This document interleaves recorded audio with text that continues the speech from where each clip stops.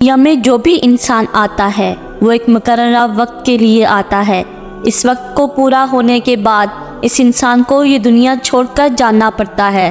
لہٰذا اللہ عز و جل نے انسان کے لیے اس دنیاوی زندگی کو دارِ عمل بنایا ہے، یعنی جو انسان اس دنیا کے اندر جیسا عمل کرے گا، مرنے کے بعد آگے اس کے ساتھ ویسا ہی سلوک کیا جائے گا۔ جب کوئی بھی انسان اس دنیا میں مرتا ہے تو مرنے کے بعد آخرت کی پہلی منزل قبر ہے، یعنی قبر میں چلا جاتا ہے۔ وہ پہلی منزل جہاں انسان سے اس کی اعمال کا حساب و کتاب شروع ہو جاتا ہے، اور یہ حساب و کتاب بھی انسان سے اس کے اعمال کے مطابق لیا جاتا ہے۔ اگر کوئی اچھا انسان ہو تو اس کے ساتھ نرمی سے پیش آیا جاتا ہے، اور اگر کوئی برا انسان ہو تو اس کے ساتھ سختی سے پیش آیا جاتا ہے۔ تو پیارے دوستو، آج کی اس ویڈیو میں ہم آپ کو بتائیں گے قبر میں حساب و کتاب لینے والے فرشتے یعنی منکر اور نکیر کون ہیں، ان کی شکل و صورت کیسی ہے، یہ فرشتے قبر میں کون کون سے سوالات کرتے ہیں، اور جب میت کو قبر میں دفن کر دیا جاتا ہے تو اس کے دفن کرنے کی کتنی دیر بعد منکر و نکیر قبر میں داخل ہو جاتے ہیں، اور اگر مرنے والا شخص اچھا اور نیک ہو تو منکر اور نکیر اس کے ساتھ کیا سلوک کرتے ہیں، اگر مرنے والا شخص بدنیک اور برا ہو تو منکر نکیر اس کے ساتھ کیا سلوک کرتے ہیں۔ ان تمام تر سوالوں کے جوابات قرآن و حدیث کی روشنی میں آج کی اس ویڈیو میں ہم آپ کو بتائیں گے، لہٰذا آپ سے گزارش ہے کہ ہماری اس ویڈیو کو اینڈ تک ضرور دیکھیے گا۔ ویسے تو اللہ تبارک تعالیٰ نے بہت سارے فرشتوں کو پیدا فرمایا ہے اور ان کے ذمہ مختلف امور لگائے ہیں۔ ہر فرشتہ اللہ تبارک و تعالیٰ کے حکم کے مطابق اپنے اپنے امور سے انجام دیتا ہے۔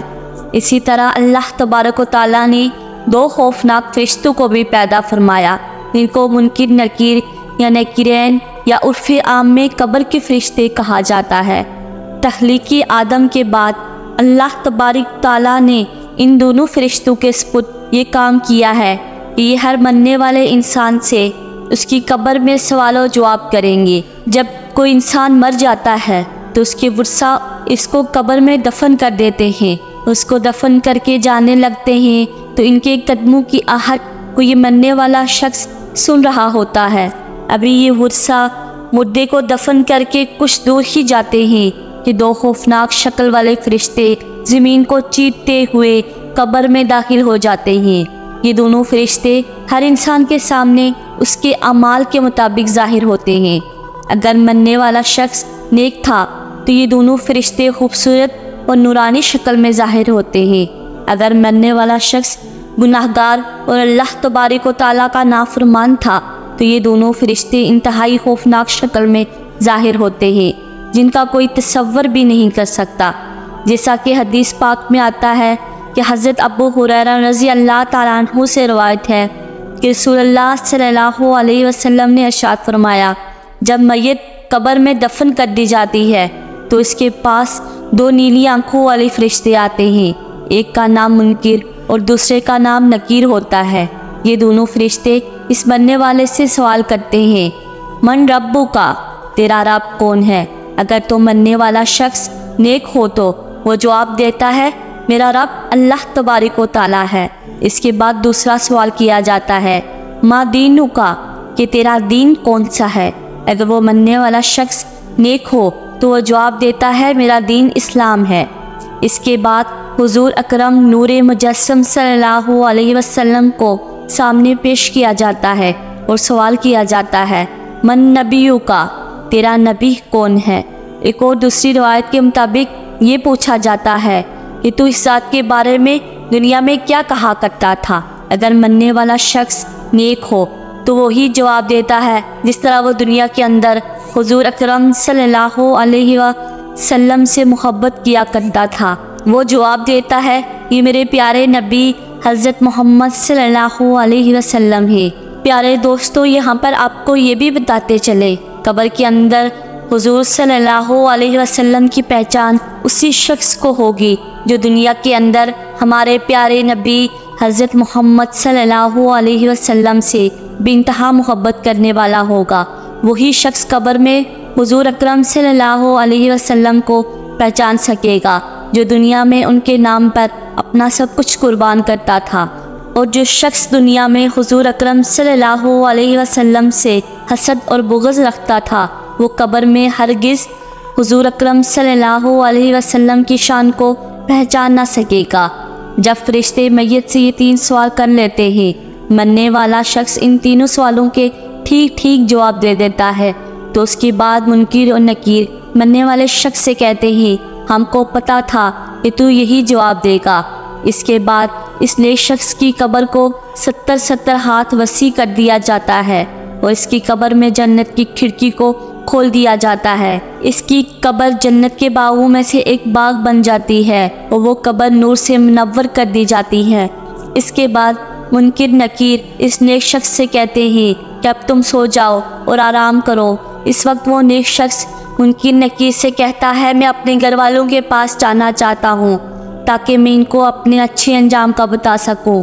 تو اس وقت منکر نکیر میں سے ایک فرشتہ اس شخص سے کہتا ہے، نہیں، اب تم واپس نہیں جا سکتے، اب تم ایسے شخص کی طرح سو جاؤ جسے کوئی نہیں جگا سکتا سوائے اللہ تبارک و تعالیٰ کے، جس کا تو پسندیدہ ہے۔ اگر مرنے والا شخص کافر، مشرک یا گناہ گار ہو تو منکر نکیر فرشتے اس کے سامنے اس کے اعمال کے مطابق آتے ہیں، یعنی خوفناک شکل میں آتے ہیں، اور اس سے بھی یہی 3 سوال کرتے ہیں، تیرا رب کون ہے، اور تیرا دین کون سا ہے، اور تیرا نبی کون ہے۔ تو مرنے والا کافر، مشرک یا گناہ گار شخص ان سوالوں کے جواب میں کہتا ہے، تم جو مجھ سے پوچھ رہے ہو اس کے متعلق میں کچھ نہیں جانتا، مجھے اس کے بارے میں کچھ علم نہیں۔ پھر فرشتے اس شخص سے کہتے ہیں، ہم جانتے تھے تو یہی جواب دے گا۔ اس کے بعد زمین کو حکم ہوتا ہے کہ تو آپس میں مل جا، بس اس کے بعد زمین تنگ ہونا شروع ہو جاتی ہے، یہاں تک کہ زمین آپس میں مل جاتی ہے، اور اس مرنے والے شخص کی پسلیاں ایک دوسرے کے اندر پیوست ہو کر ٹوٹ جاتی ہیں، اور اس شخص کی قبر میں جہنم کی کھڑکی کو کھول دیا جاتا ہے۔